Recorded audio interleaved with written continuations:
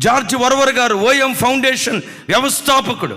ఓ రోజు స్థానిక సంఘానికి వెళ్ళాడు. సేవకుడు వాక్యం చెప్తా ఉన్నారు. అందరూ బహు ఆసక్తిగా వింటున్నారు. వారిలో ఒక ఆయన వాక్యం అయిపోయిన తర్వాత జార్జ్ వర్వర్ గారికి ఎదురుగా నిలబడి ఏమన్నాడు తెలుసా? ఇదిగో జార్జ్ వర్వర్, నీ మాటలు బాగుంటాయి కానీ, నీ ప్రసంగాలు బాగుంటాయి కానీ, నీ బోధ బాగుంటుంది కానీ, బోధకు తగిన బ్రతుకు నీ దగ్గర లేదో.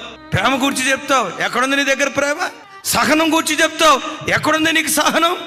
అని రకరకాలుగా అసలు నువ్వు మంచోడివే కాదు అని మాట్లాడుతున్నారట. ఆ దైవజనుడు ఒక్క మాట కూడా మాట్లాడకుండా నిందిస్తున్న ఆ వ్యక్తి ఎదుట మోకరించి ఆ వ్యక్తి చెయ్యి లాక్కొని నెత్తి మీద పెట్టుకొని, నేను మంచివాడిని అయ్యేటట్లుగా నా కొరకు ప్రార్థన చేయ్యా.